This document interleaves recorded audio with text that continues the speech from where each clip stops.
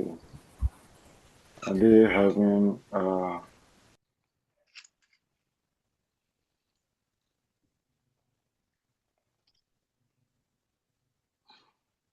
Are they having light issue?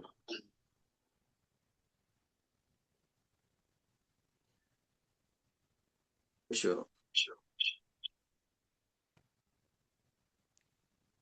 They're having light issue. Yeah, some of them are.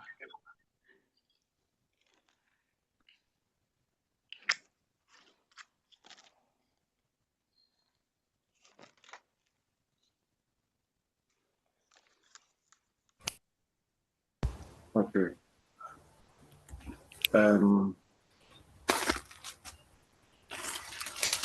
Because I don't have light at my place, so I have to travel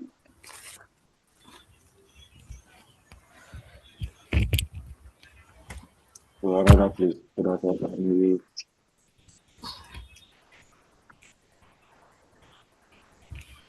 We are having power issues in Accra here. Those of you in Accra.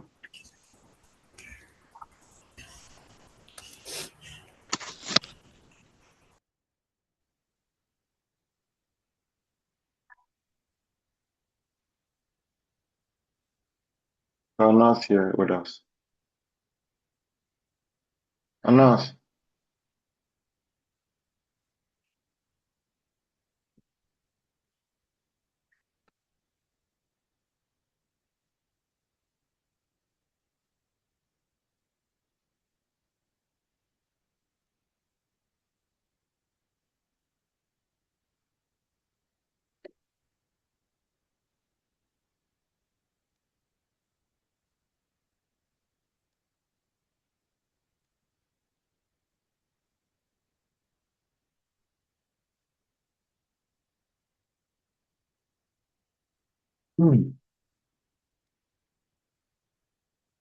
Okay, Anas is not here. So, Philip. Yes, sir. Good afternoon, Philip. Good afternoon, sir. Good afternoon. How are you doing? Yes, sir. I'm doing well, sir. How about you? I'm fine. Rashid. Rashid, good afternoon. Yeah, good afternoon, sir. Please, I'm here. How are you, Rashid? I'm fine, thank you. How are you doing? I'm fine, thank you. Oh, good. Elaine. Sorry.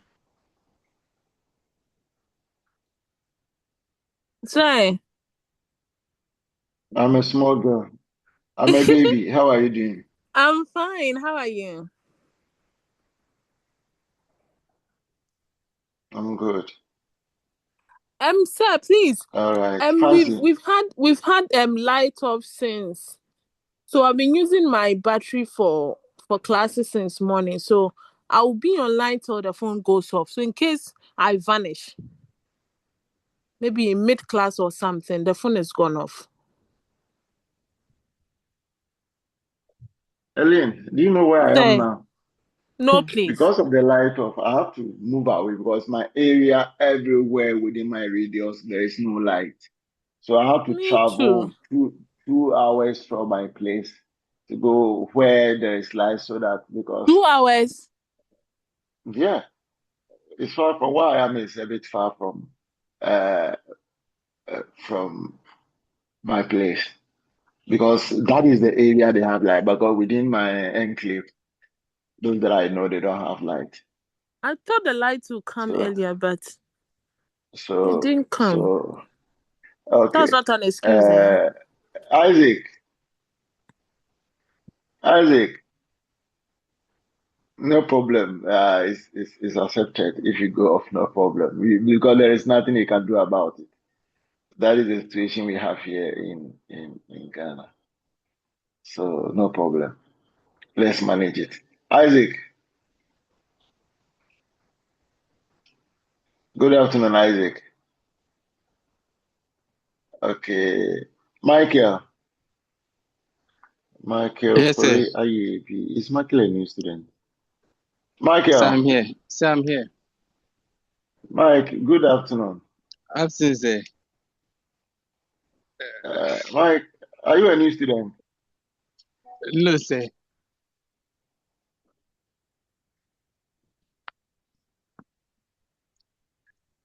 So I'm not a new student too.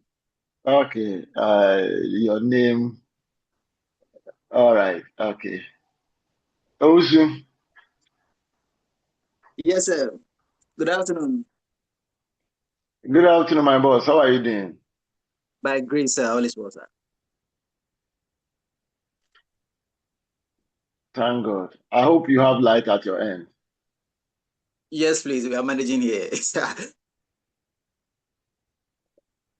Okay. Okay. That is fine. Yeah. Sarah, Yes, listen sir. now. Yes, sir. Good afternoon. Good afternoon, sir. Madego F1. Madakwe, chef. Hey, my phone.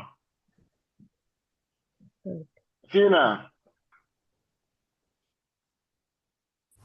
Yes, sir. Good Fina. afternoon, sir. Good afternoon. Fina, how are you doing? I'm fine, thank you, sir. Yourself? I'm fine. Fina, where from your Danso? It's my name. I know. I say where from it. I was I'm named not after saying this is not your my name. I was named after my grandfather's brother. So my grandfather. Yes. Where from it? Hey, say how? Is it? I don't Is get it? it. Is it? Is it a Kou Danswa, Asante Yes, Danswa, yes. Achim Danswa, or whatever Danswa? It's Kwewu so Oh, he's out of Kou. Nkwetia. Oh, okay. Yes. All right. I know it's from Kou, but I just wanted to be sure. Uh, All right. It's nice having all of you here today. Amas is not here. Uh, who else? Let me remember the names. My voter regime lady is not here. The lady is not here. I saw her when I joined, but she's not here again. And who else?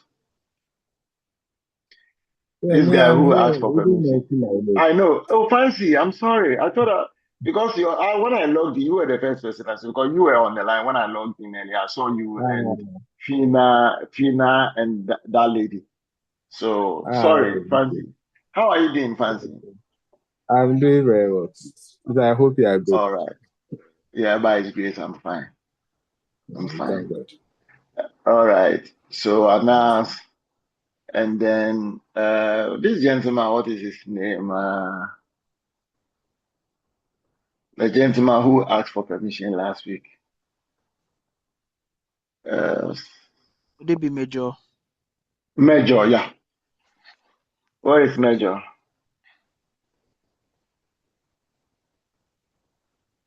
Nobody has ever heard of him, right? Yeah, he joined in the last class, but for this one, I don't know You don't why. know why? Okay. All right, that's fine. I think that is the names I remember for now. So those that I don't remember them, I'm sorry. Just that either they are not interactive enough or they are new. So it's rather unfortunate. We have to start. We will start with our lecture 3 today. And we have to move fast because when I check the timetable, I think we have to we have one lecture before our face to face, right? Yes, sir.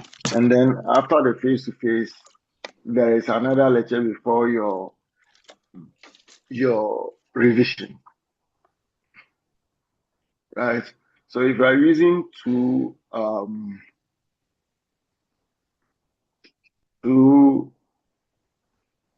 weeks for each, we need 4 weeks, and we have 4 weeks before exams.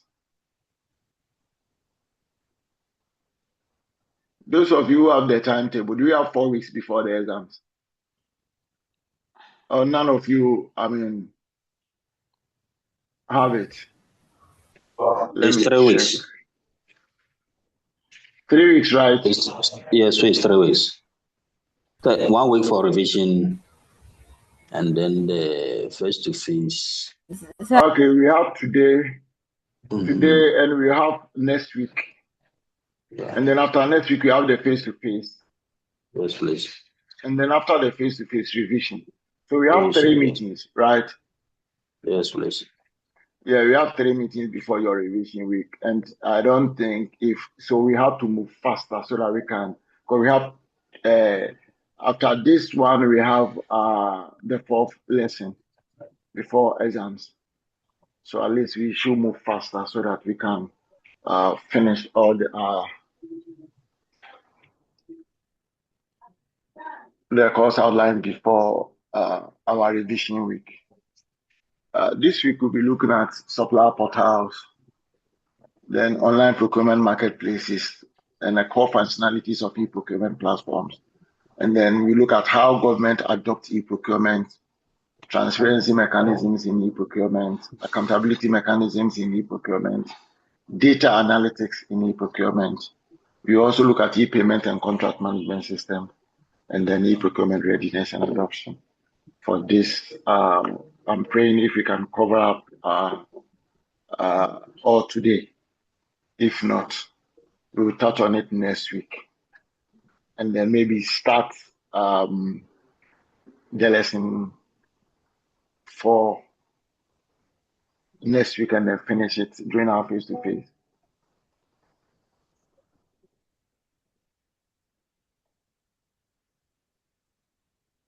Okay. So when we talk of supplier portals, we look at the concept and purpose of supplier portals. Supplier portals are dedicated online platforms within e-procurement systems that enable structured, transparent interaction between buying organization and suppliers. So when we talk of supplier portals, have you gone through GANEPS, right? We went through the GANEPS platform, isn't it? During our face-to-face class, didn't we? No.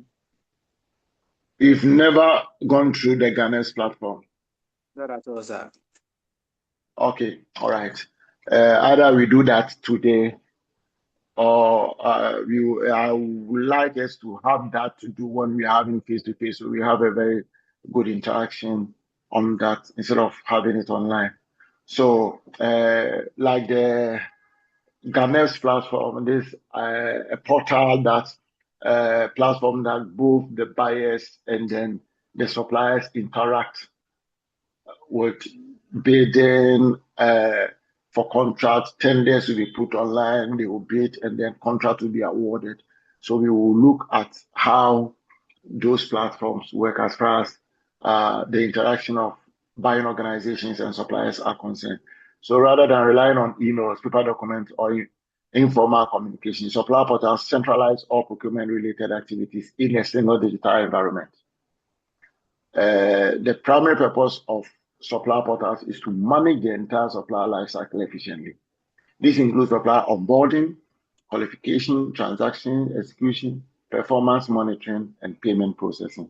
So as we go along, we will see how the onboarding system is, who is qualified to be on the platform, and then how transactions are being executed on the platform, and then performance monitoring and payment processing also.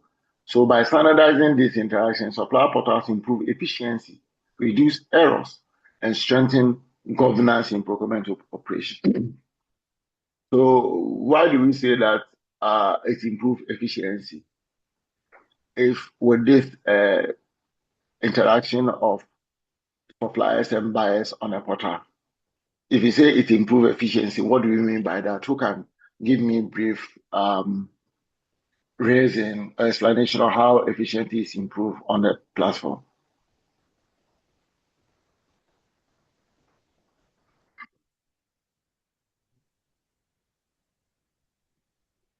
So Nobody.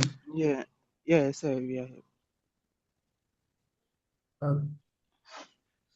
Okay, I think Major. Yeah. Okay, So you can. when we talk of supply portals improving efficiency, it enables not necessarily for buyers and suppliers to come to be at a point. So like both areas, both buyers and suppliers, it reduces transactional administrative costs, another associated cost where buyers would have to move, suppliers would have to move in order to do their transactions. They sit at the comfort of their homes and then do the transaction without necessarily moving. So it improves efficiency. The cost is reduced. This little I can say. Thank you. Major, you were breaking off. The line was chopping, so I didn't hear most of the things you said. Okay, so I was saying that. I heard. So I was saying that supplier portals improves efficiency in that just like we mentioned in the definition, it puts suppliers and buyers together at a point in order for them to transact business without necessarily physically moving to do whatever business they have to do. So this reduces costs in both sides. Like from buyers, it reduces the cost of a buyer to move from his or a domain to another place in order to transact business. It's just like the supplier to other costs like administrative cost and other associated costs. So in a nutshell, it reduces the cost, thereby will improving the efficiency.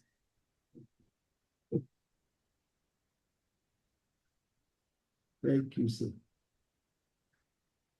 Okay. Thank you. Thank you, Major.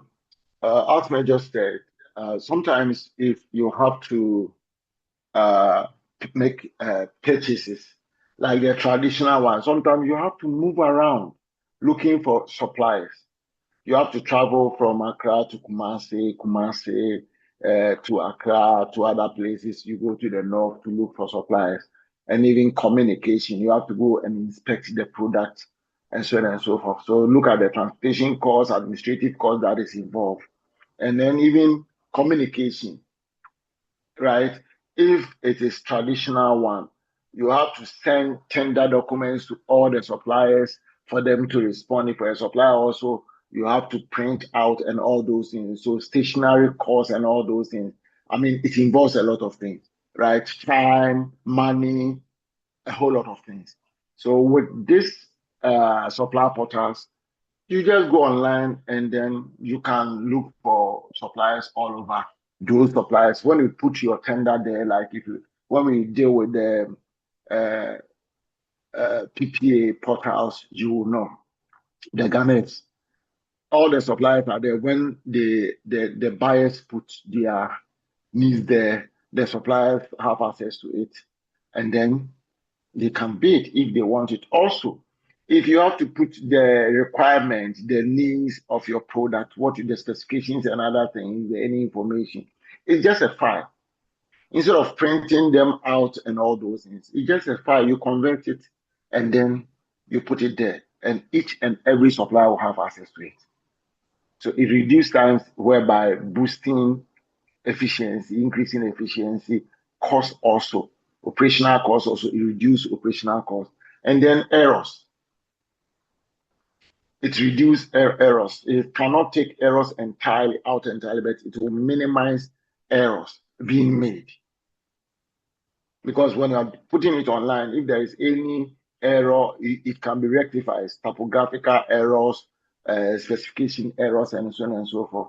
And then it strengthens governance in procurement operations. When we say something strengthens governance in procurement operations, how do you understand it?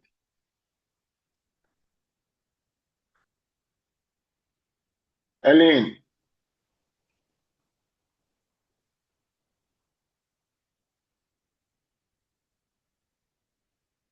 Hello?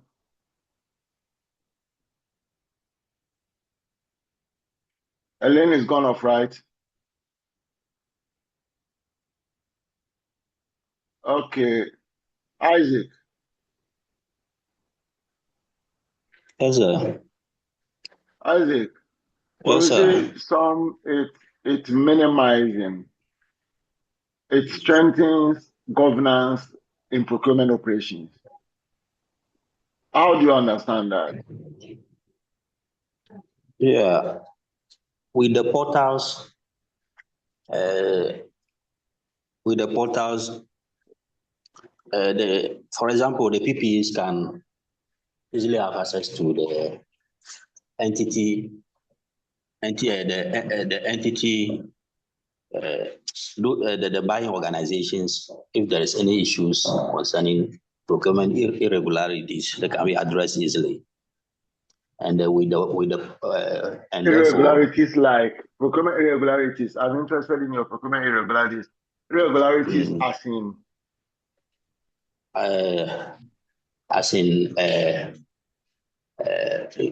irregularities in form of audit purposes, like over invoicing, and then the over invoicing and manipulation of figures in our purchase order. Okay. Distance. So with the portals, it can easily be corrected, and then therefore strengthen the governance. Strengthen the governance process. Okay. All right. If what you are saying, it's really right. It strengthens governance of procurement operation in a sense that, well, you know that there is an audit trail. Whatever you are doing can be monitored, right? Inflation of figures. When you upload it into the system, there is nothing you can do about it. So you have to conform with regulations of the procurement authorities. You understand? You know that whatever I'm going to do, whatever is being done can be monitored. It can be accessed. It can be trailed to me. Right? So everybody will like to conform, comply to the regulation. So with that, it strengthens whatever you are doing, even though it cannot eliminate it entirely, but it affirms whatever rules and regulations that is being put in place as far as procurement operations are concerned. Yeah, thank you very much, Isaac. Thank you too, sir. Okay, and then okay, so we look at the portals, what actually is done, or what the portals do, or the procurement portals. One, there is supplier registrations and qualification. Supplier portals provide an online regulation mechanism that allow vendors to submit their business information electronically. This typically includes company ownership details, legal registration documents, tax identification numbers, and contact information. The digital process replaces manual registration and significantly reduces administrative burden. In addition to basic registration, suppliers are required to upload compliance and certification documents such as tax clearance certificate, industry licenses, quality certification, that is your ISOs, and regulatory approvals. These documents are reviewed electronically to determine whether a supplier meets eligibility requirements before participation in procurement activities. So all these documents, so you have to register, right? That is why initially when we're moving from traditional procurement to e-procurement, we said that what is the difference? We have e-commerce platforms and then e-procurement platform. E-procurement platform is basically B2B, and you have to register. You have to be a registered member before you can participate. And what you need some documents in Ghana's platform. You need your business registration document. You need your tax grant certificate. You need a certificate from PPA, and then Senate certificate. So these are the documents that you need to upload. You need to register, and then the system will check these documents and make sure that they are all up to date or they are legit before you can register. It differs from country to country, but in Ghana here, what you need is business certification documents, your tax grant certificates. There is no industry licenses. Industry licenses go with which industry, that is, you have your PPA. If you are construction industry, you have to get a certificate for that, works and housing certificate, right? So depending on areas that you are, that is the industry that you are in, if it requires that you need a license for that, you have to make sure that you have those certificates before you can register. And then supplier verification and risk management. Supplier portal support verification process that reduce procurement risk. Digital validation checks help identify incomplete, fraudulent, or outdated supply information.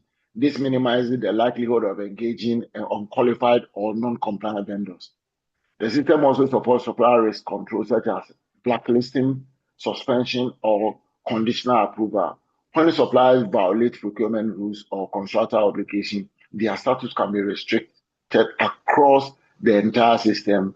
This centralized risk management capability strengthens procurement integrity and accountability. So these documents that you have to upload on the platform will be checked, verified.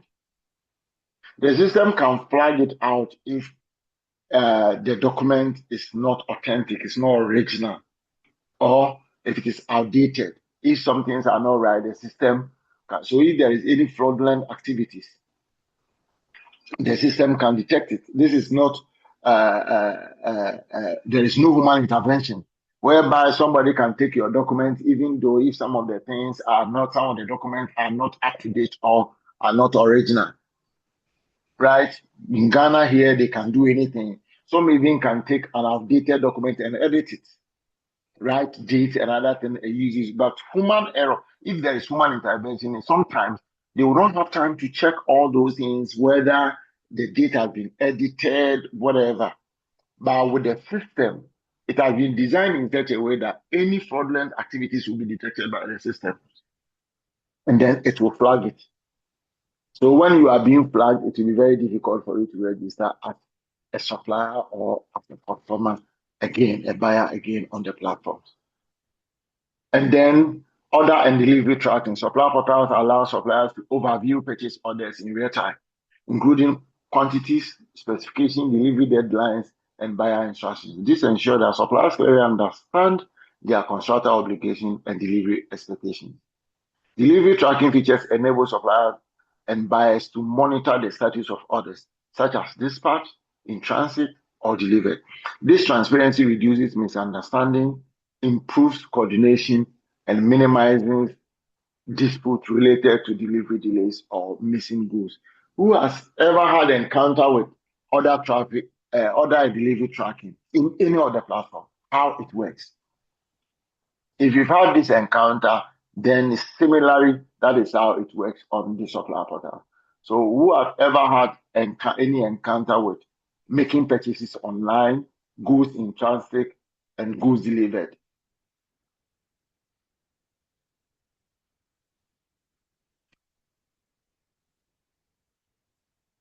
Nobody.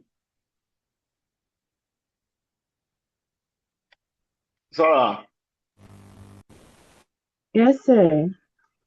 have you had any encounter, purchase anything online that if I encounter from the time you place an order, whether goods has been shipped, when it is on en route, and when it's being delivered? By you tracking Some it. not really, but I think sometimes this um small importers they give, if you want to purchase something outside and they ship it, they will be giving the track of time when it will be delivered. But I've tried Jumia, I've not accessed that. Yes. Okay. So Okay. Who else? Who else have ever had this experience before? Yes, I've had it with Sheen and Timo before. Okay. All right. So Shane and Temo, how did your encounter go? How did you monitor your from the time you purchase the goods to the time you receive it? How did it happen? Okay, so for Sheen, once you make the order, Mm-hmm. they like I said, the tracking starts from. So they let you know, because there are different shops there. So as they are putting together the items, they let you know, and then from the warehouse to the airport, when it's from the warehouse to the airport, you can get that tracking um, updates. So they Mm-hmm. ship it, it's even to a flight when it gets to the destination, and then they also give you updates on the courier they are using. They let you know the courier they are using here. So once it arrives here, you'll be updated on their platform as and when wherever it has gotten to, so it's delivered. And one thing, once it's Okay. delivered, ask for reviews on how the courier experience was. Okay. So it's similar to DHL, but DHL is logistics. That is why I don't want to bring in DHL. DHL is fully logistics when you are tracking the movement of your goods that are being shipped. But with the supplier, like the e-commerce platform, like the Shein and so on and so forth. For instance, there is a platform that I buy things from on China, which is called Taobao. It's similar to like AliExpress kind of thing. Taobao is within China. When you place an order, if it is shipped, you will know that it has been shipped. It is in process. When you go into the app, you will know. And then the moment it's being shipped, every movement, every day, every destination, it will tell you.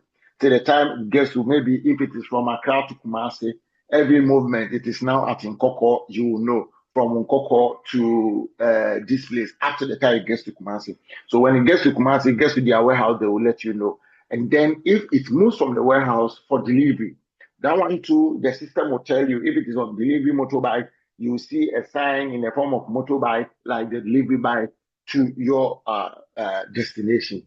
So that is similar thing to our e-procurement portals, right? So you can track when the moment you place an order, the moment you give the PO and then you place an order, they will update you production, like maybe how many days will it take for them. So the goods, if the goods is in production, you will know whenever you track it. And then when they finish production, you will know. When shipment is being done, when they ship it, you will know. And then you have a real-time tracking as where the goods are to the time you receive it at your warehouse or your shop or your company, wherever. And then the supplier also will be notified that goods have been received. So that is how your order and delivery tracking is being done. The same thing in e-procurement system. And then we have invoice and payment processing. Supplier portal to enable electronic invoices, allow suppliers to submit invoices directly through the procurement system. This replaces paper invoices and email submissions, reducing processing time and errors. So automated invoices, matching invoice match, compare invoices with purchase orders and delivery confirmations. Once validated, invoices move seamlessly into the payment system, significantly shortening payment cycles, faster and more predictable payments, improve supplier cash flow, and strengthen supplier relationship. Right. So the invoicing and payment system. When PO is given, straight away, the supplier issue an electronic invoice to the buyer, right? So when production is finished and delivery goods received, the moment warehouse enters with the receipt number, the invoice number, the system automatically matches it with the purchase order and then the invoices. And straight away, payment is triggered. And then if there is any payment system, online payment system, any form of e-payment system, the system issues for payment, whether Momo, whether eSwiss, whatever e-payment system that the portal is using, automatically it issues payment, and then the supplier receives their money.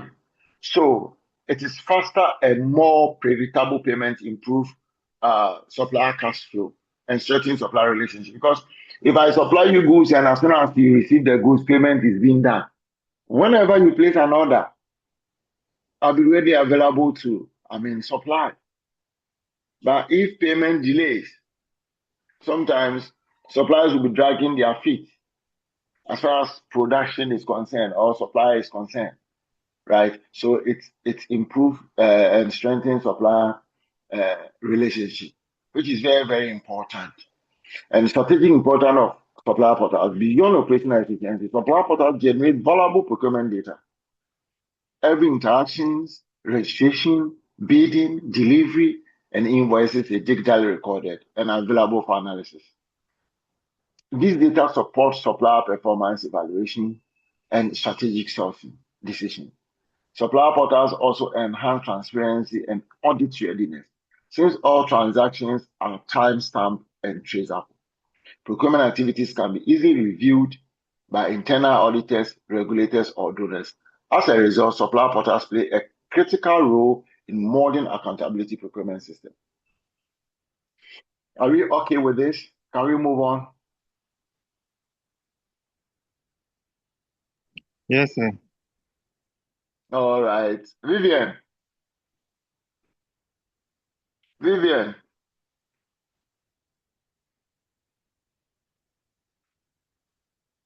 Is Vivian? I can see you there, but okay. Rashid.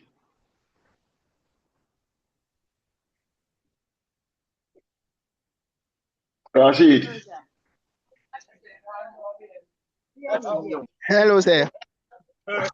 Rashid, shall we move on? Yes, sir. Okay. Vivian is outside. That is why she cannot respond. All right. Your place is noisy. Oh, it's Rashid. It's Rashid place that is noisy. All right. Vivian, are you okay? Yes, please, I'm okay. Okay, thank you. Okay, so online procurement marketplaces. Online procurement marketplaces are digital platforms that connect multiple buyers and suppliers within a shared electronic ecosystem. These platforms function similarly to commercial e-commerce sites, but are designed for organizational procurement rather than individual consumers. As I told you, that is why e-commerce and e-procurement, it works the same thing. They are all similar, right? But the only difference is that e-procurement is B2B, whereas e-commerce is B2C, B2B, whatever, right? So they are most commonly used in private sector procurement and hybrid procurement models, where speed, convenience, and price comparison are prioritized over strict regulatory compliance. So, online procurement marketplaces, aggregation of buyers and suppliers. Procurement marketplaces aggregate a large number of suppliers in one digital platform space, giving buyers access to a wide range of products and vendors without conducting individual supplier searches. This aggregation reduces such costs and increases market visibility. By bringing many buyers and suppliers together, marketplaces stimulate competition. Suppliers compete on price, delivery speed, and service quality, which often leads to lower prices and improved purchasing outcomes for buyers. So, we've talked of reverse auction, right? Hello? Hello? Hello. You guys remember what reverse auction is? What we're talking about different type of e-procurement.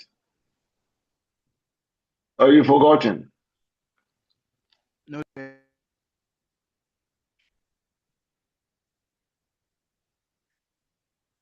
You've not forgotten. No. Okay. Who just said no?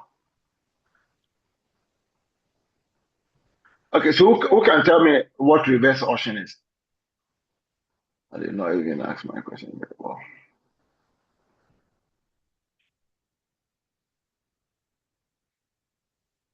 The reverse auction is when suppliers compete for offer their lower prices to win a contract, like they compete to offer lower prices so that they can win a contract. All right. So with this, what we read right now, is it a reverse auction or an auction? How can we term this? By bringing many buyers and suppliers together, marketplace stimulates competition. Suppliers compete on price, delivery period, and service quality, which often leads to a lower price and improved purchasing outcome for buyers. How can we term it? Is it an auction or a reverse auction? A reverse auction. All right. So with these marketplaces, right, it becomes advantage for the buyers. Like if you go to Ghanaians, like whenever there is a tender, right, the buyers are competing for prices. The suppliers are competing for orders. Suppliers. So what they do is that the buyers may have their price there, but they will ask suppliers to come out with their prices. Therefore, once suppliers know that we are about 3, 4, 5, 6 suppliers competing for this product, what happens? They try to, quote as low as they could. So sometimes the buyers will be fortunate enough to get something below their expected prices. Or sometimes even if higher, it will not be that higher, a little bit above the expected prices. Or sometimes at the prices that they are expecting. Because there are a lot of suppliers to choose from, prices, a range of prices to choose from. Then focus on indirect procurement. Online marketplaces are particularly effective for indirect procurement, which refers to goods and services that do not directly contribute to an organization's core output. Examples include office supplies, IT peripherals, maintenance items, and consumables. These items, usually standardized, require minimal customization and are purchased frequently. Marketplace streamline the purchasing process by offering ready-to-buy products with transparent pricing and fast fulfillment. So, indirect procurement is this online marketplaces, right? Is good for indirect procurement, where goods that companies buys are not directly linked to their core businesses, right? We've done horizontal and vertical market, right? Hello. Yes, sir. Do you remember we did horizontal and vertical marketplace? Yes, please. Okay, so which of these ones falls within? Is it horizontal or vertical marketplace? This will be horizontal Why? because the marketplace wouldn't be for only specific or particular goods.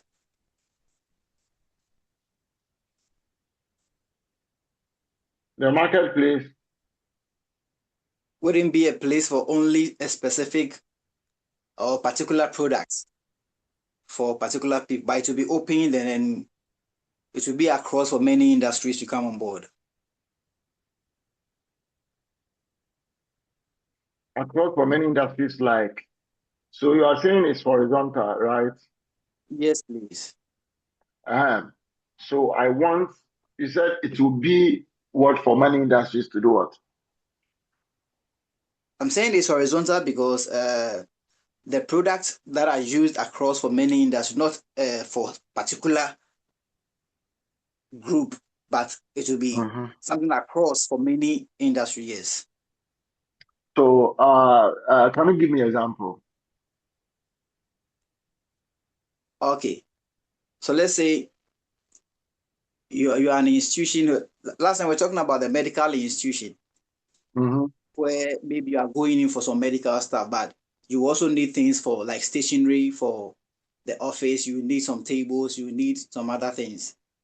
So Yeah. so that kind of market will not be only for this medical staff or medical market people you are looking for, but rather it will be open because although it's a hospital, they will need, or although it's a medical sector, they will need some other staff to help operations, like their stationery, their table, their furniture, any other things.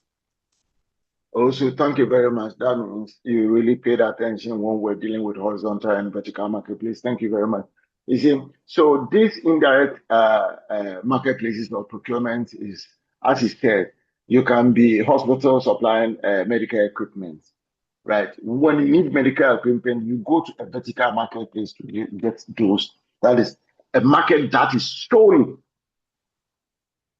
into medical equipment. But when you need tables, computer accessories, stationery, car parts, you definitely have to go to horizontal marketplace. Let's assume our horizontal marketplace is Wk9. Definitely, every market, hospital equipment, all these medical institutions will go to Wk9. All these mining institutions will go to Wk9. Communication will go to Wk9. Why? Because they will need car parts if they have fleet of vehicles. At the same time, I don't know if there is a market that is solely into stationery, but if you go to Tudu area there, what those places, you can go in for your stationery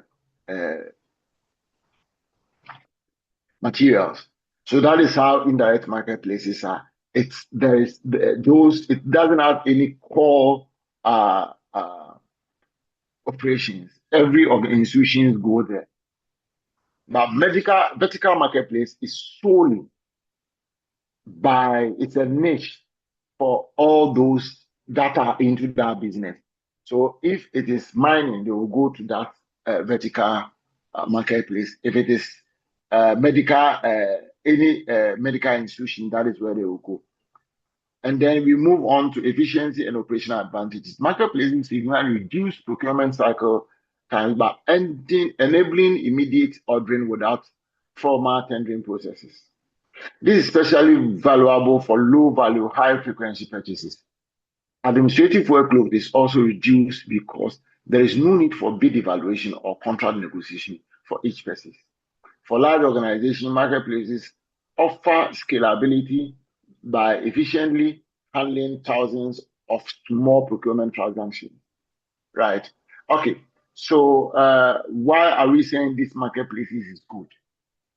You don't need to go through tender. You can go there and buy whatever. There is no, regulations because In Ghana, what I know, what I understand is that some institutions has a cap, right? They have a quota. So if we are buying anything, some institutions are buying anything below or 50,000 and below, you don't need to go through tender. But if it is above 50,000, then you have to go through. Some maybe will have up to 100,000, right? Recently, there was this, issues with gold board. I don't know if I put that right up, the article on your platform, that I put it on other students' platform for them to read. There was issue of inflation of figures and other things as far as gold board is concerned, right? And they said they did not go through tender. They bought some laptops. And their response that they brought is that even though it was sole sourcing, they sought approval from PPA. They sought approval from PPA. And not that alone, they also searched for market prices. They did a bit survey to realize that the amount that was given to them, the price per unit that was given to them, they were lower than the normal market, prevailing market prices, right? So these marketplaces enable some institutions to be able to procure things very easy and immediately when they need them. It shouldn't go through this tender bid and all those things for them to take if they need it quickly. Because even making tender documents available for publications and all those things for companies to bid will take about a week or two. So these marketplaces enables institutions to buy things as and when they need it. And it will not go through any rigor, procedures and so on and so forth. You just, but that doesn't mean that you can just go and do whatever you want. And in Ghana here, that is what most institutions, those who want to violate rules or those who want this to do any fraudulent activities, that is what they do. They take that advantage. But if you do that and the law is caught up with you, you have a problem. For instance, what happened to Goldberg not quite long. But they came out with evidence saying that, oh, the price this is what the prevailing market price is, this amount, and this is how much they sold to us.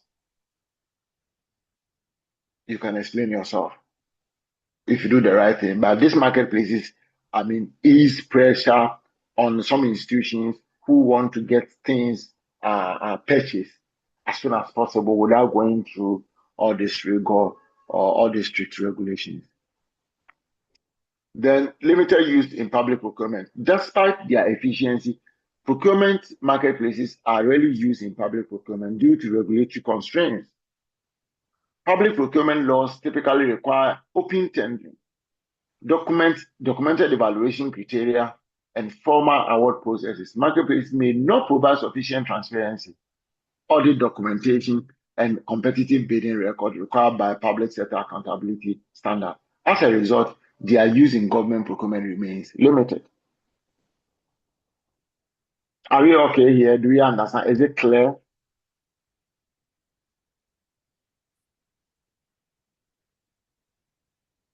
Hello, Yes, sir. folks. This is clear, right? Yes, sir. Michael, Yes, sir. Michael, are you okay with this one? Yes, yes, yes. Okay, all right. Then strategic assessments of marketplaces. Online marketplaces are highly suitable for private sector procurement and limited public sector applications, such as indirect purchasing. However, their integration into public procurement systems requires strong compliance safeguards. From a strategic perspective, marketplaces complement but do not replace former e-procurement platform, particularly in regulated environments. Right? It complements but do not replace. Why does it complement? If we understand what we've gone through so far, why does it complement but does not replace e-procurement platform? Mike,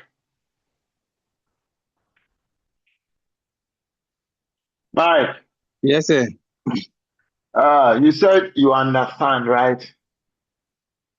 So Good, what sir. I'm saying is that what he's saying is that marketplaces complement but does not replace e-procurement platform. How do you understand by this? Good. So, from my point of view, Yes.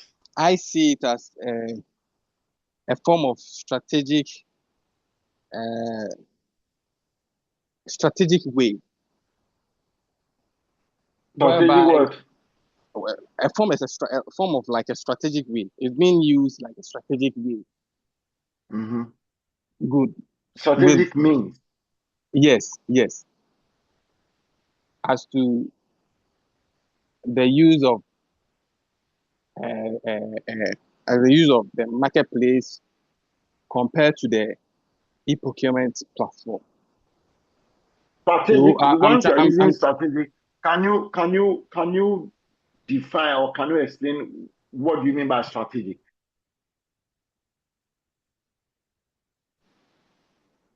So I'm coming from a point of view from a supplier. Mm-hmm. No, we are not talking about supplier. We are talking about the buyers, those who are using the supplier platforms. We are talking about marketplaces. You are a supplier, fine, but you are an institution. You are a manufacturing company.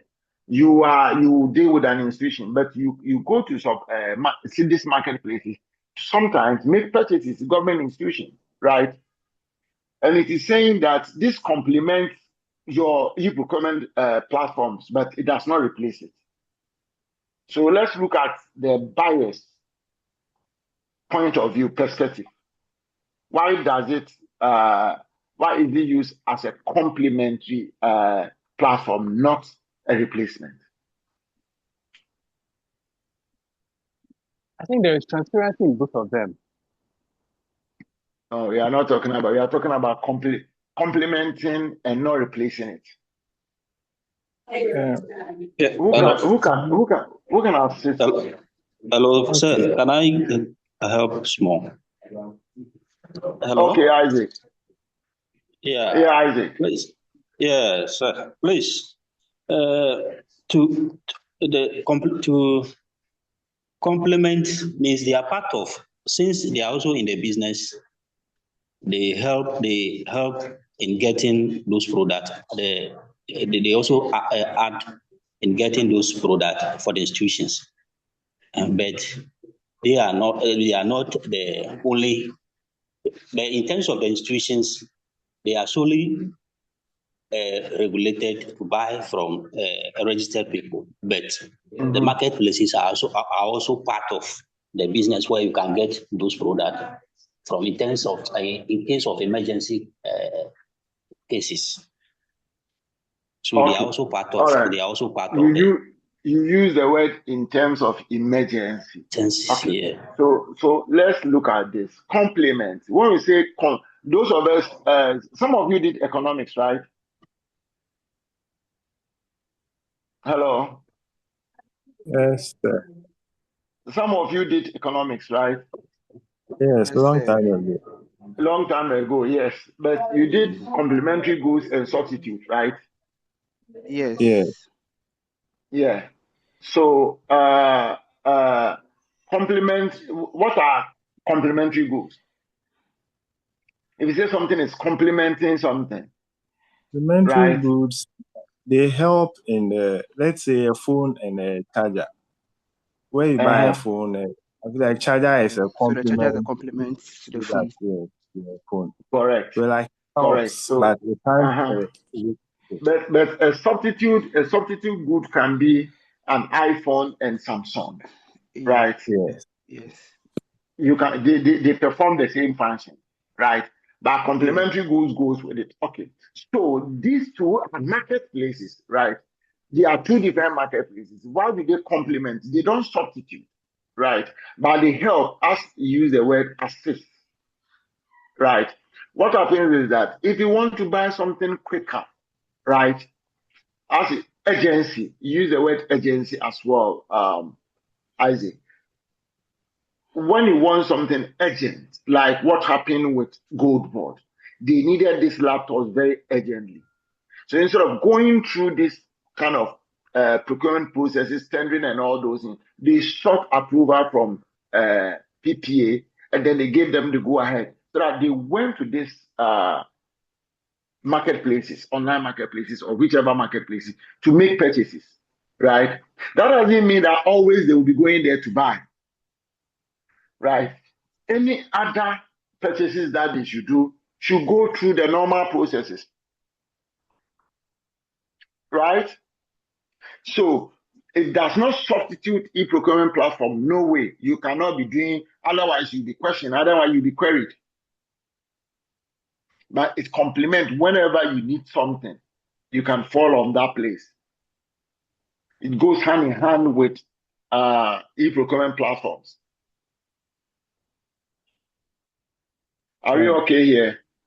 Please, can I ask something? When it says they're complementary, is it possible that some contracts may be too complex? Let's say road contracts and other contract, would they be too complex to just go on a online marketplace to get it from? Very, very complex. You cannot take road contracts in online marketplaces.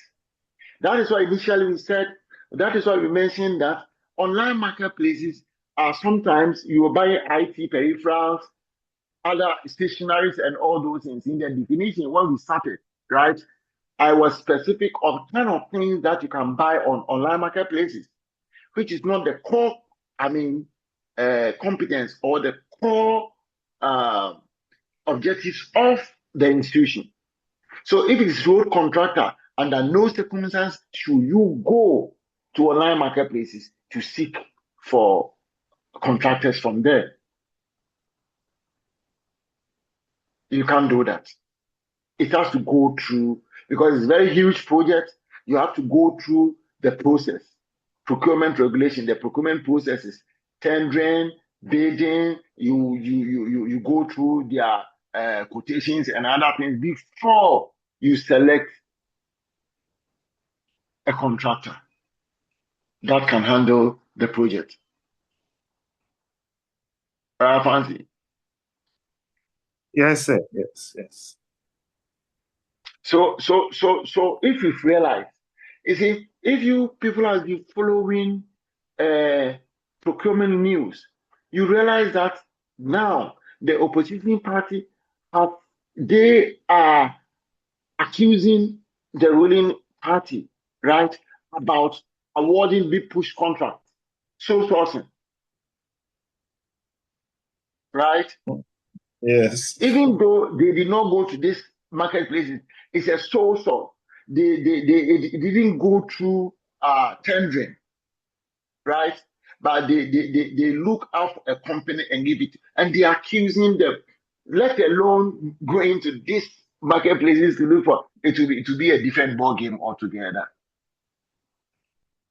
So all these big contracts has to go through procurement. If it doesn't, the government of the day can decide. But it is again, that is why sometimes when they lose power and a different government comes, they audit this contract very well, the process and whatever they went through, they audit it. And if there is any more practices, those that are found culpable with it are being punished or whatever. You understand? So these things has to be done in a way that will not bring any problem. It is not done in any way that a contract you can go through, like a road contract can go through that process.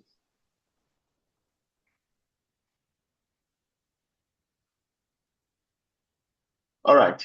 So core functionalities of e-procurement platforms. E-procurement platforms are designed to integrate multiple procurement functions into a single digital system rather than operating isolated tools. These platforms support end-to-end procurement processes. Their core purpose is to improve efficiency, enforce compliance, and generate reliable procurement data for decision-making and oversight. So vendor management models. Vendor management models maintain centralized database containing supplier profiles, compliant documents, historical performance records, and contract history. This allows procurement officers to access accurate supplier information instantly. These models also support ongoing supplier performance monitoring by tracking delivery timelines, quality issues, and contractual compliance. Poor performing suppliers can be identified and managed proactively. So these vendor management models, last week we talked about something, right? So who can tell me what this is mainly, this vendor management models are mainly used for? Last week,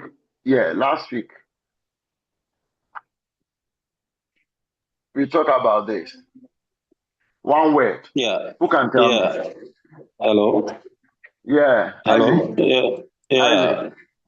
Yeah. This model you use KPI to assess the supplier, Yes. key performance You use it indicators. for key performance because these vendor management models keeps all the performance of all your suppliers, right? You have a centralized database where all their performance, the orders that is giving them, their prices, the quality of their product, their lead times, and everything is there. So if you go to the interfaces, go to the portal, and you go to supplier portals, you can see all the suppliers by their names. And sometimes, if it is a very good design system, it will give you the order of maybe their lead times, their quality, their everything will be there. So you will know straight away. And it will help in management decision making. You will see poor performing suppliers, right?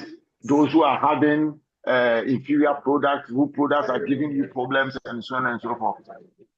These vendor management models will give you all this information about your supplier. Bid evaluation tools. Bid evaluation tools automate the assessment of supplier bids using predefined technical and financial criteria. This ensures consistency and fairness in evaluation.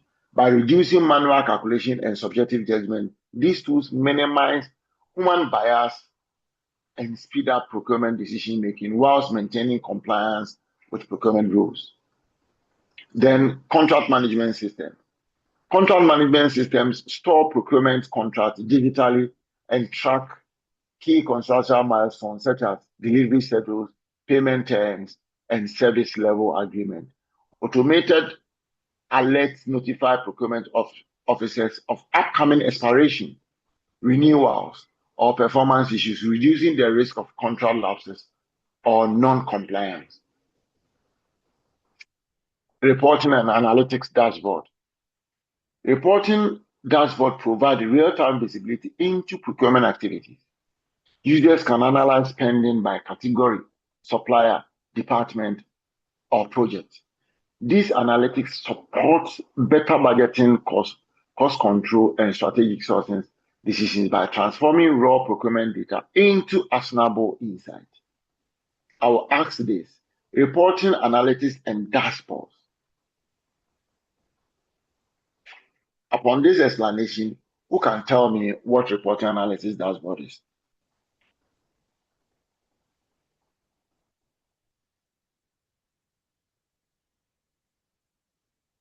I say I'll use my company as an example. Okay.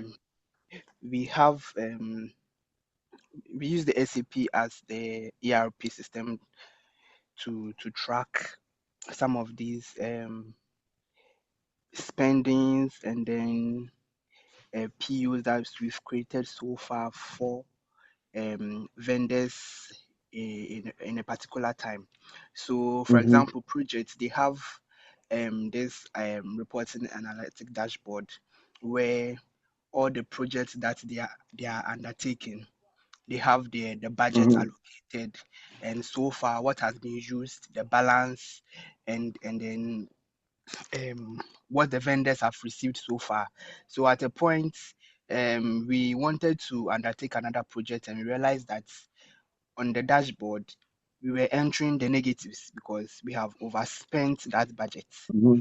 So if we didn't Mm-hmm. have that kind of dashboard, we wouldn't have been able to Mm-hmm. know what expenses has been made and what it was used for. Mm-hmm.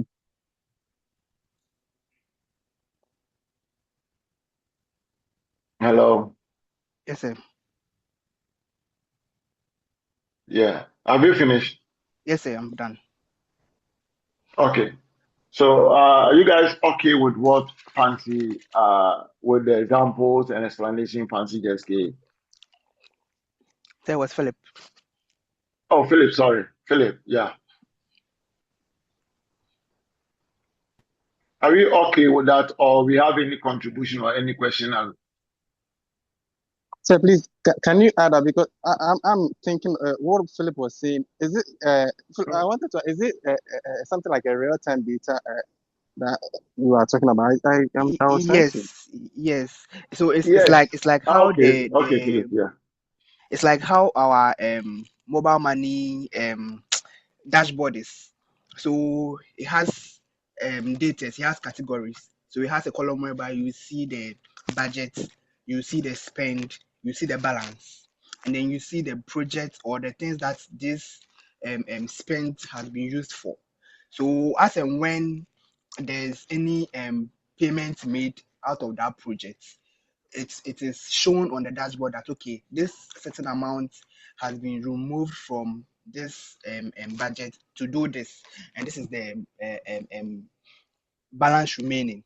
So in terms of when there's a meeting or we are supposed to provide a report, we can also show the dashboard to the stakeholders and tell them, okay, as you are seeing it right now, this is how the budget, or this is what the budget has been used for, and this is the spend that was related to this budget. Yeah. Okay. As Francis said earlier on, he said there is a link connection between the SAP and ERP, right? So whatever is being done automatically updates on the dashboard. Procurement, warehouse, manufacturing, accounts, I mean, all the departments, sales, marketing, everything they do, instantly it's updated on the dashboard. So on the dashboard, there are different dashboards. You can have suppliers. And with the reporting dashboard, you will have everything there. As soon as anything is input, it updates it. So it can give you purchases, all the procurement that you've done. Sometimes items by item, a specific item. Sometimes when you click on it, it will give you either a drop down or open another page for you. And you see how much you are spending on each product item. If it is parts, you will see every performance, all the performance. So when you go to the suppliers, in reporting and you go to suppliers, it will give you what you are buying from each and every supplier. So the dashboard, the reporting dashboard will give you details of all your transactions that you've been doing. You can have it monthly, you can choose to have quarterly, you can choose to have biannual or yearly reports. So it will give you whatever you've been doing. That is why Philip was saying that it gives them an information that, okay, this is what you've been doing. So that will help you to take decisions. Right? Hello? Yes, Yes, sir. sir. Okay. Who was asking for further explanation? Sir, Are you was me, sir. okay? Yes, me. Mike, are you okay? Yes, sir. All right, thank you. Then we look at why government adopt e-procurement. Right? Government adoption of e-procurement. Government adopt e-procurement system to reform how public funds are spent and monitored. Public procurement often represents a significant share of national budget, and inefficiencies or corruption in procurement have serious economic and social consequences. E-procurement is therefore not only a technological reform, but also a governance and public financial management reform aimed at improving integrity, efficiency, and accountability in public spending. Right? So, two, reducing corruption and human discretion. one of the primary motivations for government adoption of e-procurement is the reduction of corruption.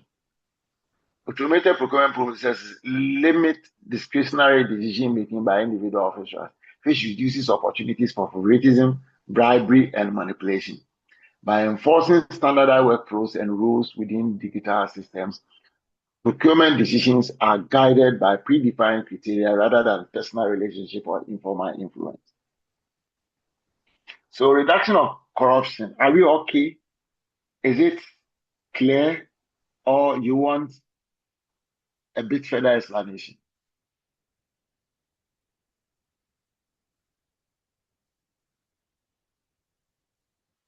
It's clear.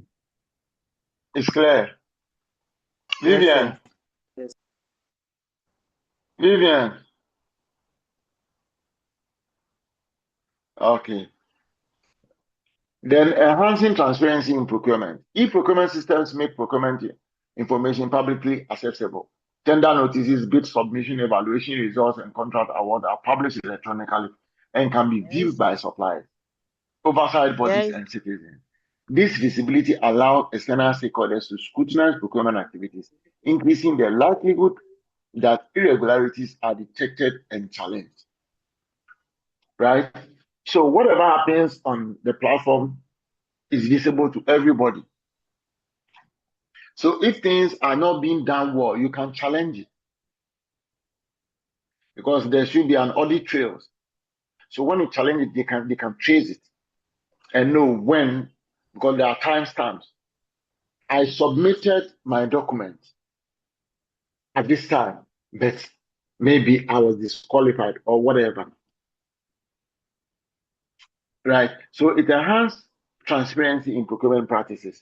When procurement officers or managers, officers in charge, know that if we do anything that is against the rules, any fraudulent activities will be flashed out and will be held responsible. Therefore, let's do the right thing.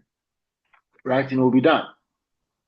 And because of this, one way or the other, there should be transparency. It will reduce this corruption and then favoritism. Though it will not be 100%.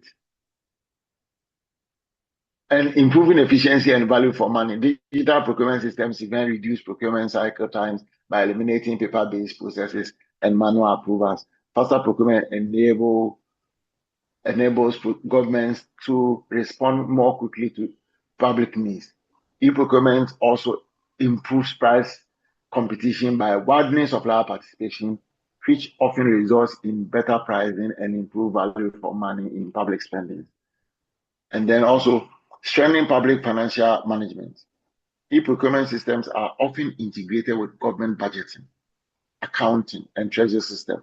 This integration improves expenditure control and ensures that procurement commitments align with approved budgets. As a result, government gain better visibility into spending patterns, improve fiscal discipline, and reduce the risk of unauthorized expenditures. Reduce the risk of unauthorized expenditures. There has been a news of unauthorized expenditures in some of the government institutions, that the approved budget was a certain amount of money and they exceeded buying goods or making purchases above the approved budget. Who can tell me which institution, if you've been following that?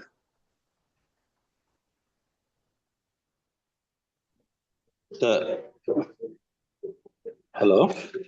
Yes. I think Ministry of Defense, if I'm right. Okay. What happened? Yeah, Ministry of Defense. Sometimes they buy some cars. Car did not come, but they pay for it. They buy some cars and then the car didn't come, but they receive it that it has come and they pay for it. While the car doesn't, it's not in the system. Okay.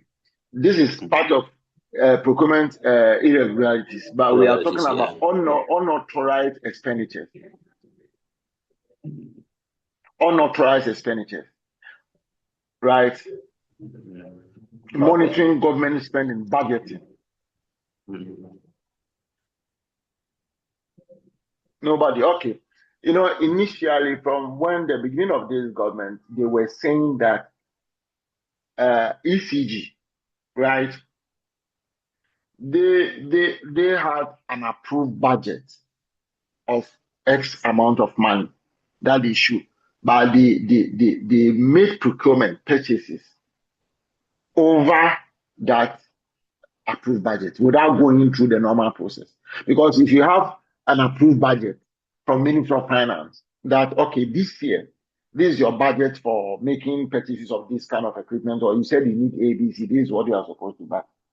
If you need to spend more, you have to send an official letter to the regulatory bodies that, okay, a budget of this was given to us, but look at the things, we have to go beyond it for them to approve.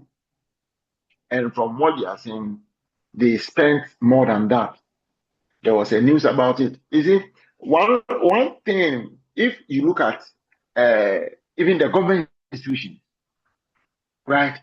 Everything when the government came, this new government came to power, or every government when they come, their concentration where problems always come from is procurement. If you've studied that, if you've noticed that, this is why this your course is very, very important. It's a key. Because most problems is either awarding contracts, purchasing of certain equipment. Look at what happened at is it Ministry of Defense, right? Hello? What Isaac just said. Yeah, he said defense. Yeah. Look at what happened. Right? Every corruption, most corruption activities are from procurement. It's very, very important. So these are there to monitor. So if there are no procurement rules and other things, then many people, as Africans, as we are, as Ghanaians, as we are, as greedy as we are, we use that procurement machinery to do all dubious activities, embezzle money, right? Steal money from the government. That is why these rules are there. That is why they have, a budget or whatever, and there are rules that monitors procurement activities. So there is also enhanced public trust and institutional credibility. Transparency and well-functioning e-procurement system improves citizen confidence in public institutions. When procurement decisions are visible and rule-based, public perceptions of fairness and integrity increases. This trust is essential for democratic accountability and for maintaining legitimacy of government institutions, right? So let me ask this question. In our part of the world, do we trust in our procurement system or the governance? Do we have trust? Do we have faith? Does it have credibility as far as the citizens are concerned? Do you trust our system? So for me, I would say that the systems are there, but the people who are supposed to enforce the systems are not making it credible enough. So Okay, thereby so it comes to making me the not question, trust. do you trust it? Do you trust it? No, please. No. Exactly. And why? Because the system are there. But what? They are not enforcing it. Right? When procurement decisions are visible and rule-based,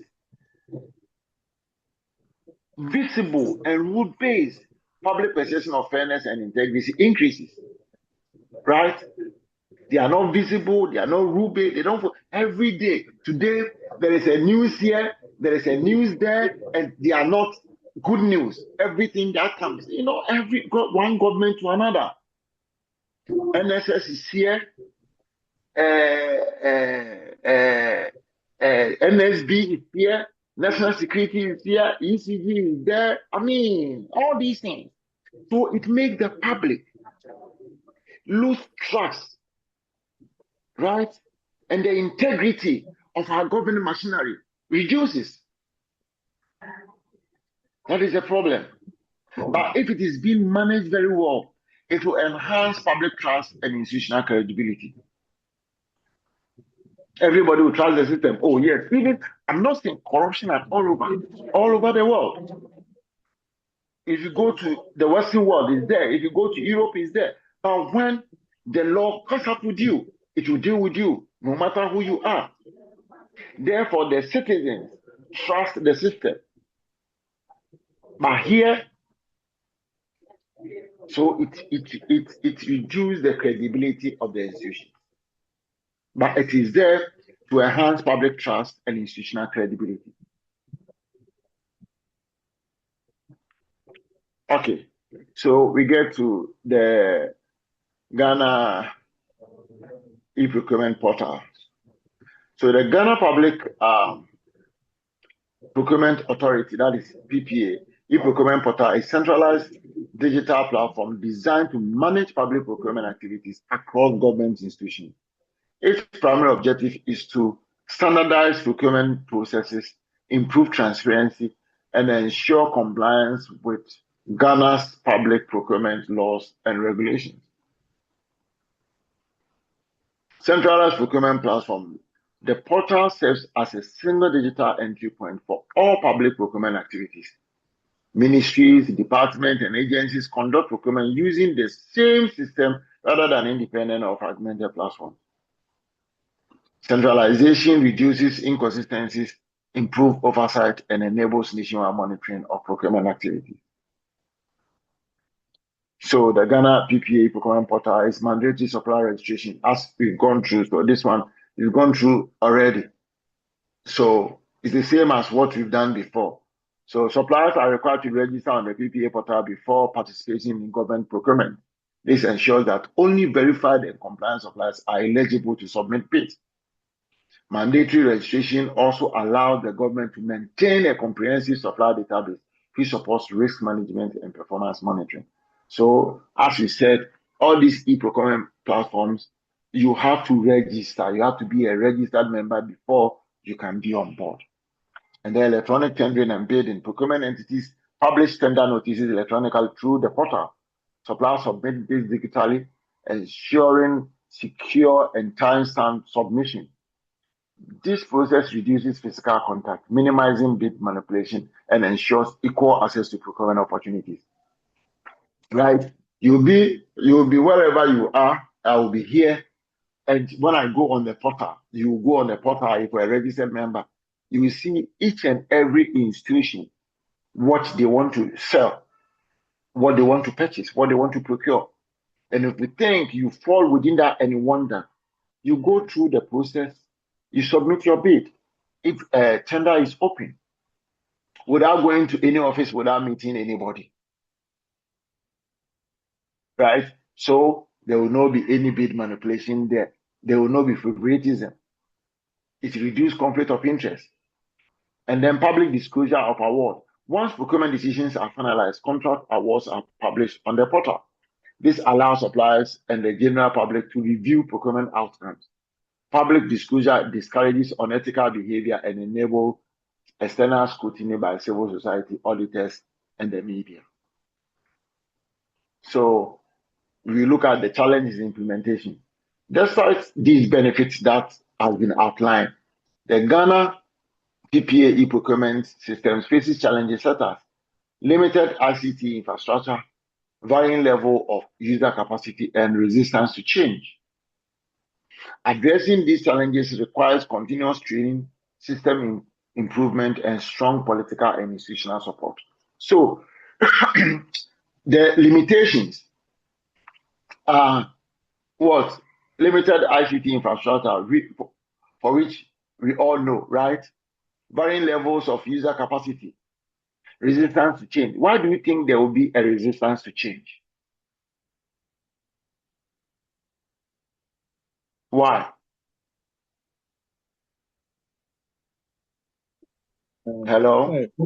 Some people are not willing to learn anything new. And also for some people, they gain People are money not from willing the to current learn system. anything. Okay. Yes. They gain money from the current system, so they are not willing to learn anything that may. Fancy, you are breaking. You're lying. Oh, sorry. I'm saying yes, some people don't want to learn anything Fancy, new I'm not because getting you clearly. oh, sorry. Did you hear me now? Yeah, it's okay now. Okay. And also because some people benefit from the current system, they may not want it to Mm-hmm. change, so it stops them from getting the benefits they get. Which benefits? Can you be precise? Maybe benefits like awarding contracts to their favorite people or to themselves, or getting money from suppliers to award contracts to their favorite people. Okay. Okay. That's true. People are always in human nature. We are responsible to change. We don't want change. Sometimes learning, right? I finished school years ago, and now there is AI, there is this, and if I have to, everything is supposed to be done online. Maybe the new stars that are in fancies, Owusu, Philip, and so on and so forth, they are now IT oriented. So the moment we shift from the traditional one to e-procurement, they know computer very well, they can navigate very well. I've been there for ages. I don't know anything. So definitely, if care is not taken, they will take over from me. So if I'm a boss and I think this thing will be to my disadvantage, I will try to sabotage the system. Or I have people, I have engagement with people now. I've had a close relationship where when people are coming, even those that I don't know, when they want contract, they want to submit their bid one way or the other, brown envelope, white envelope, and so, oh, go and see this person. I'll be getting money from somewhere, manipulating, bid, and so on and so forth. So if this thing comes to pass, I will lose all these benefits. And for that matter, okay, I will not let it happen. We have to sabotage the system, right? So people like the old way of doing things, or sometimes their personal interests, they will resist it. And IC infrastructure, sometimes it needs a lot of money to set up this system, huge capital intensive. Therefore, it becomes very difficult. And levels of user capacity, we have few IT experts in the institution. That means you have to employ more people, you have to change staff. In this situation, it will become a challenge. So addressing this area requires continuous training. You have to train staff, system improvement, your IT infrastructure, you have to improve it. You have to bring in more new equipment and strong political and institutional support. It's another factor so that you can use that to remedy the situation, the challenges, and then move on with it. And then transparency in e-procurement mechanisms.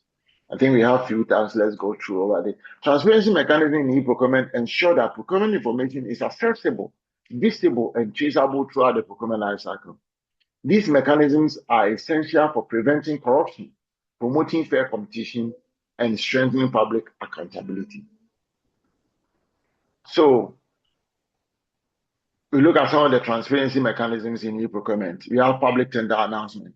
E-procurement platform publish procurement opportunities openly and electronically. All interested suppliers can access tender documents without restriction. This openness ensures equal access to information and prevents selective invitation of favored suppliers. And then electronic bid records. Electronic systems record the exact time and content of each bid submission. Once submitted, bids cannot be altered or withdrawn without authorization. This feature prevents post-submission manipulation and ensures the integrity of the bidding process. And then digital bid opening procedures. Bid opening procedures are conducted electronically according to predefined rules. The system automatically records bid opening dates, times, and participants. This eliminates informal or closed-door bid openings and ensures procedural fairness. Award publication and disclosure. Contract award information, including winning supplier details and contract value, is published electronically. Public disclosure allows stakeholders to compare bids and evaluate whether awards were made fairly and competitively. Then transparency as a governance tool. Transparency mechanism transform procurement from a closed administrative process into a publicly observable activity. By enabling scrutiny, transparency reduces corruption risk and reinforces ethical behavior among procurement officials. So we've looked 1, 2, 3, 4, 5 for transparency mechanisms. That is public tender announcement, electronic bid submission, bid opening procedures, award publication and disclosure, and then transparency as a governance tool. Are we clear with these 5 transparency mechanisms, or there are some of them that needs explanation?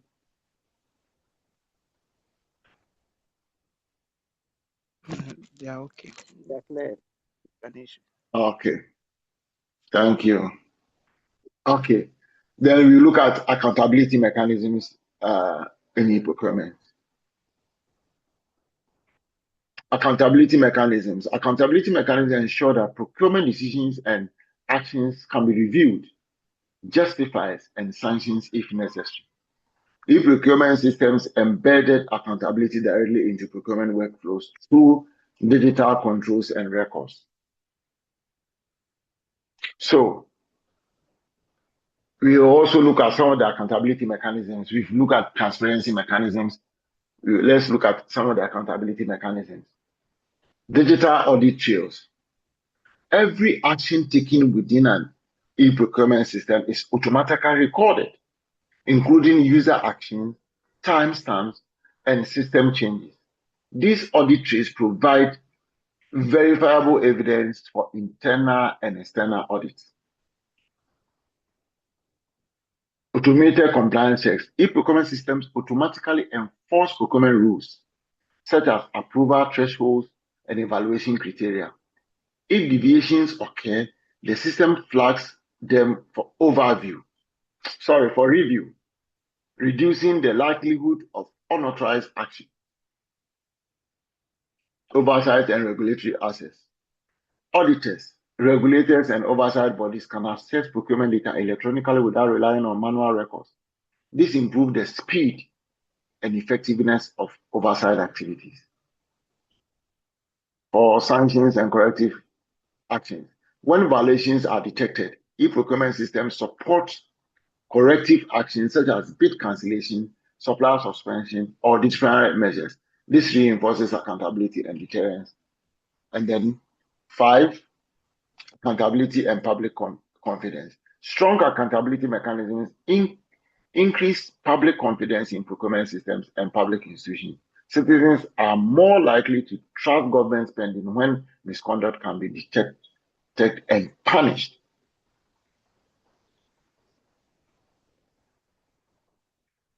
So, with these accountability mechanisms also, are we okay with all of them, or some of them are a bit difficult to understand? So it's clear. It's clear. Yes, sir. Okay, thank you. Then we look at data analytics in e-procurement. Role of data analytics in e-procurement. E-procurement systems generate large volumes of transactional data. Data analytics transform this data into actionable insight for better procurement decisions. Analytics supports cost control, risk management, and strategic sourcing. So we've talked about data analysis over and over. So this one, let's go through briefly. If you don't understand anything because of what we are because of time constraint, let us know, then we go through. So procurement data sources. Procurement data includes supply information, bid prices, contract values, delivery performance, and payment records. When integrated, these data sets provide a comprehensive view of procurement activities. Dashboard and KPIs.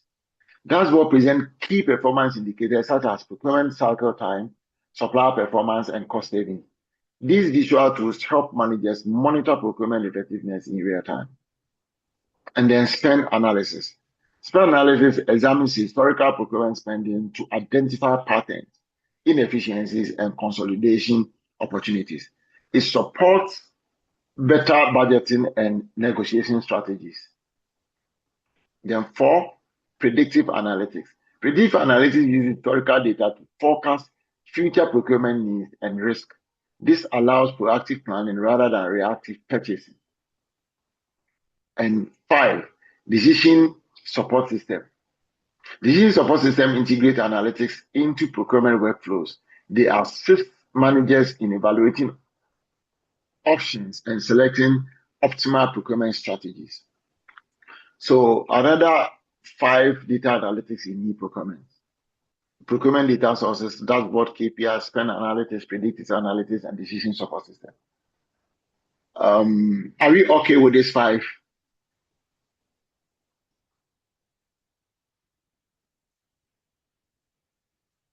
Hello? Yes, sir. Yes, sir. Yes, sir. Okay. If we are okay, because we talk about, we know procurement data sources, we know dashboard and KPI, spend analytics, predictive analytics. Once we are okay, something is not clear with me. I want some of you to help me understand this. Spend analysis.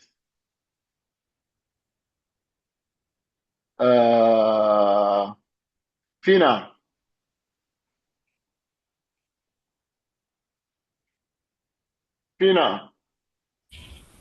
Yes, sir. spend analytics.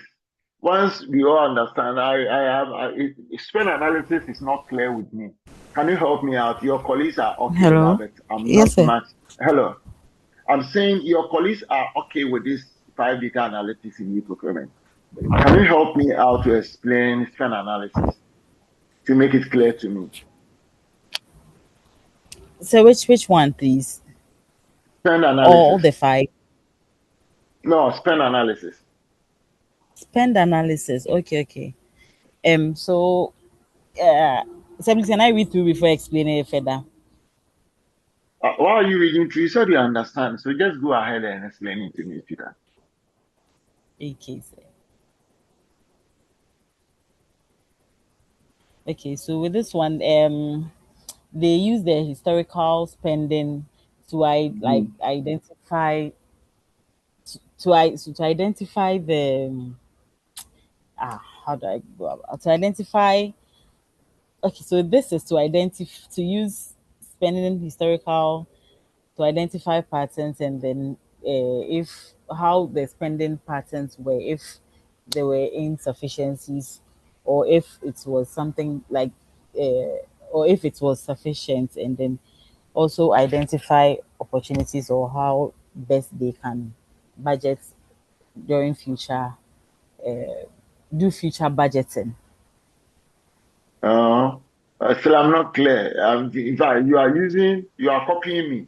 You are just playing around words with what is here to explain it. In your own words, how do you understand spend analysis? In my own words, I understand that my understanding is that they Don't use the use words that you've seen here. You can use one or two of them, but not all, because you mentioned historical data, which is very fine. You mentioned inefficiencies, you mentioned negotiation of future budget and all those things. Don't, in your own words. That should tell me that you really understand spend analysis. okay. So with historical spending, they use it helps to strategize best for future budgeting, or how to um How would they use the historical spending to strategize? How?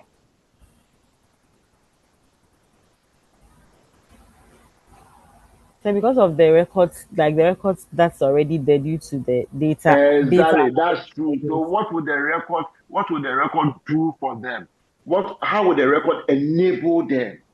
Right? They have the records. How will it enable them?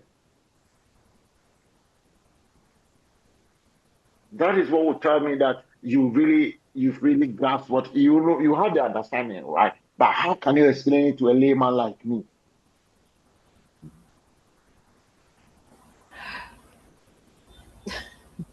So I'm out of Okay. words. So it's how I understand it. Okay, Is you're out how, of words. Obro yes. Kwasa, wait me Sir, into chi. Obro sir, Kwasa, wait me into chi. You know, yes, sir. yeah, Mike. Yes, so with the spending analysis Uh-huh.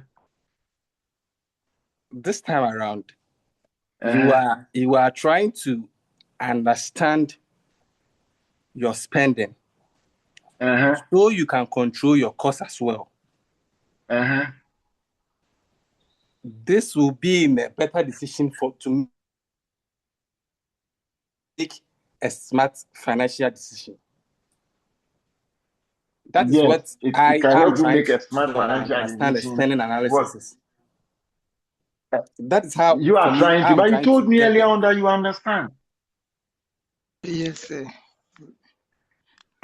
You told me you understand. You didn't say you are trying to understand. I asked, is everybody okay this year? Yes. And I knew we'll get here because you've dealt with it over and over and over and over, even today. Right? When So we're can I talking about tackle it? dashboard, right? We talk about it, spend analysis. As I think Philip used that as an example. Right? Their company was going to make some purchases and they realized that with the information that they had. So your spend analysis, as all of you have said, Fina said, your historical buying patterns, right? You have the information. So you will know that last 2 years, this is the items you bought. You have everything in the system on your dashboard, right? So it is telling you that you bought this product, A product, B product, C. If you're a production company, you produce more of this product rather than this. But I realize that you bought this. Okay, let me use, I use a lady, a student in our class who said he prepares tiger nut drinks like Akagi mix, and I add coconut and all those things. Okay, I was like, okay, your spend analysis will tell you that when you buy, uh, though there will be scarcity of certain items, but when you buy the tiger nut and then the coconut, you realize that last year you bought maybe 10 sacks of the tiger nut and 5 sacks of coconut. When you kept them, you realize that during production, 5 out of the 10 or 4 out of the 10 sacks got spoiled because of the environment where you keep them, right? Your storage, your coconut also, the storage and everything, or the coconut was less. You were supposed to get more, they were less. So with this kind of historical data on your spend analysis, you realize that, okay, this year, though the product will go, why don't I find a strategy of talking to my suppliers? Let me buy the product, keep it there, then I will go for them as and when I need. Or let me find a proper storage facility so that the things will not go bad. I was supposed to buy more of the coconut, but I didn't. I bought less. So in this situation, let me buy more of it at this time. This your historical data and your spend analysis will give you this information so that you can. That is why I said inefficiencies. You identify patterns, right? Patterns. How am I buying it? Am I supposed to buy, instead of buying 10, should I buy 6 first? Can I get them in the market? If I cannot get them in the market, why don't I pay all the 10? And then, okay, let me take 6. I'll come back for it later. And then inefficiencies, storage. You had problems or transportation system, everything. You have problem with your storage, right? So all these things, with your spend analysis, you have all this data, and then you can plan things that you purchased that was not, they were not necessary, you were not supposed to buy them. This time around, you will not buy it anymore, right? So you factor all these things. That is why it supports better budgeting and negotiation strategies. One negotiation strategy is that, okay, I'm paying for 10, but I'll come and take 6. For I need 6 now. I'm not taking all the 10. Later, I will come for, because for instance, I'm buying cement for a project, and I realize that when I bought them and keep them, I don't use them all. Sometimes some of them will kick. It will be hardened. I can't use it. So what do? When I'm negotiating, okay, I'm paying for 200, 500 bags of cement, but I'm not taking all. I will take it as and when I need it. So I will pick 100 first. When they finish, I will come, because of my period, the spend analysis, all the information I have, the historical data is telling me that you bought 200, you don't need them. So this time around, this is how I have to negotiate. Let me pay this amount of money. I'll be taking them in batches, right? And then budgeting. Okay, this time around, I'm not buying more. For instance, if you're doing any project and you are buying, you realize that for me, I realize that sometimes the architect will do, a budget for me. Okay, you are buying, recently, I'm supposed to buy 2,500 blocks. I was like, I always buy the blocks, and sometimes some will be remaining, unless maybe for some time, if you continue the project, this time around, I'm not buying more. Okay, let me buy 1,500 first. I even bought 1,000. Okay, let me buy 1,000 first. When they finish the 1,000, I realize that the remaining work that they are supposed to do, they don't need even up to 200. Why? Because of the data, historical data, the way I've been buying things. Now I was able to budget and strategize. This is what the spend analysis is all about. Your system will tell you, you know, your spending, the historical data will be giving you, your historical procurement pattern will tell you how. Then we go to, I think our time is up. So finally, predictive analytics. I was going to ask question on this, but because of our time, let me wrap it up. Predictive analysis uses historical data to forecast future procurement needs and risks. This allows proactive planning rather than reactive purchasing. So what I said earlier on about this tiger nut and then coconut, right? If you know that predictive, okay, I will need more this time around, the orders will go up. So instead of me, maybe if I keep it there, because last time I kept those things there. When I was ready to go for it, he told me that it's finished. I have to wait. For that matter, let me bring everything, but let me find a place that I can store it very well so that it will not go back. Right? So you can forecast future procurement needs and risks that are involved, because you can predict what will happen. You know that it may go bad if you don't keep it very well. You know that when you buy maybe coconut less, you might need more. And when you leave it there, when you go back and the supplier will tell you that, oh, it has finished. Wait for another 1 week or wait for another 3 days. Therefore, let me bring anything to avoid this risk. But let me find a proper place that I can store it so that it will not go bad. And then I will have it and use it judiciously. And then things that you know will not go, will not move, you avoid it, you will not buy it. That is where you can use historical data to predict your demand, your supply, people, how much they will be buying, how many units will go out there, your production and everything. You use this to predict. So you can have all this analytics, all this data, using this historical data to forecast what will happen tomorrow, what will happen in a month's time.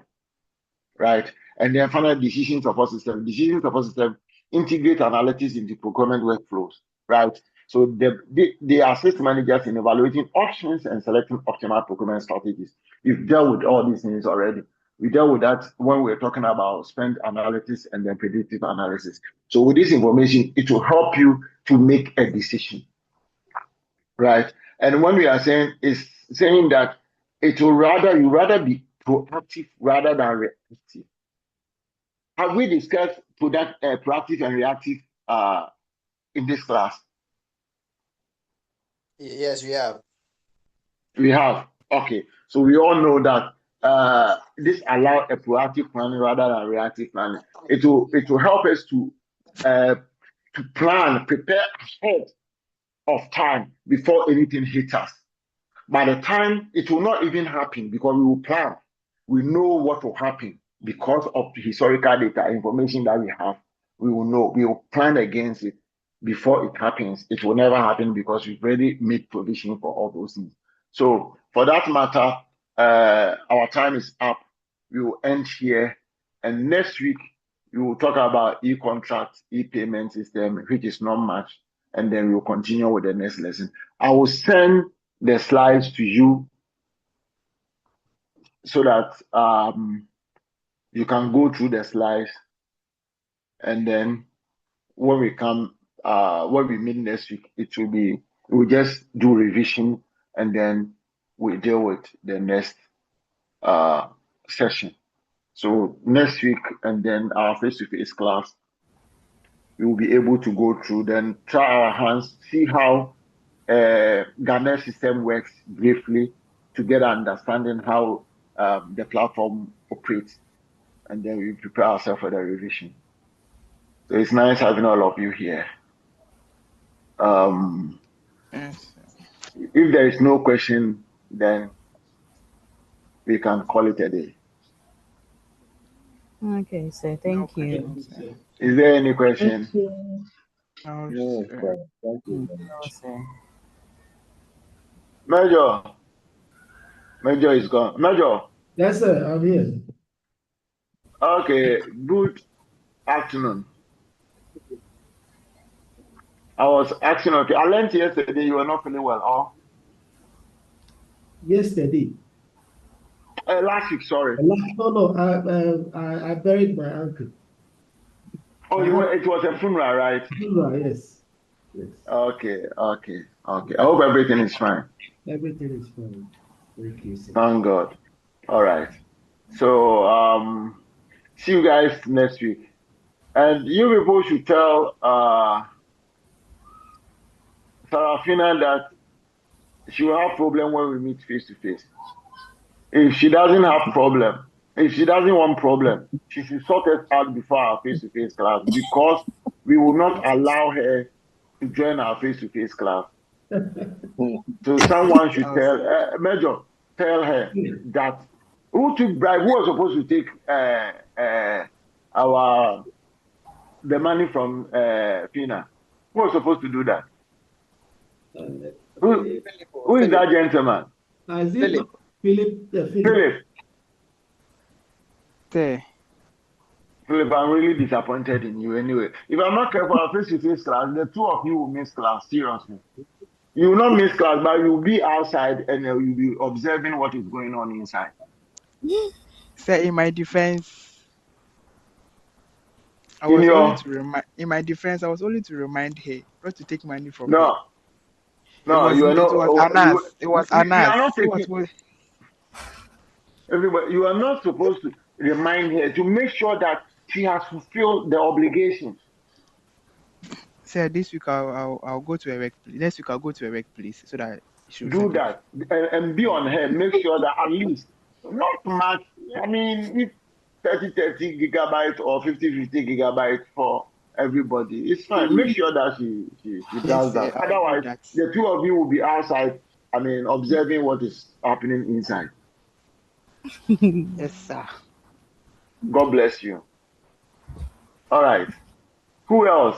Is there anybody who is owing us?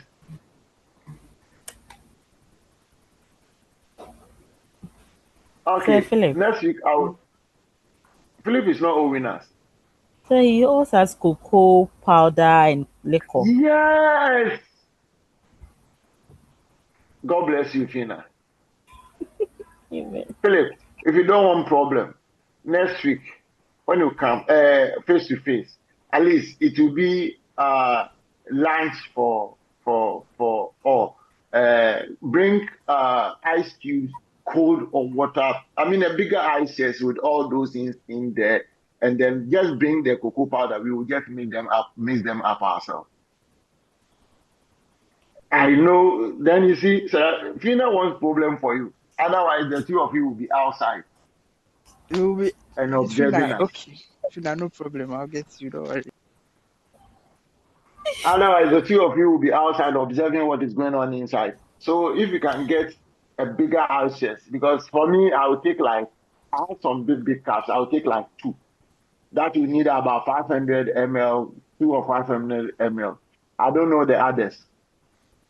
So even 1.5 liter, I think I have to mix it in 1.5 liter bottle for the 2 hours. Okay, you will So need get hot a bigger water. The ice chest. bottle will melt. No, You no, no, need no. the I'll bottle. use cold water. I'll I need said it a will be bit of. possible. Okay, I'll use a bit of hot water. Then when after melting it, I will just do it with the cold water. I know how to do it. Don't worry. I know how to do it. So those days we're using this milk powder, the one that clots, we were using hot water to just a small one to melt it and then do it with cold water. You don't have problem, just bring it. That one we will just sort it ourselves. Yes, sir. All right. So see you guys next week. It's nice having all of you. Enjoy your weekend. God Enjoy your bless You you weekend. too, all. sir. God bless. You too. God Okay, God bye bless bless. bye. you. Bye. Bye.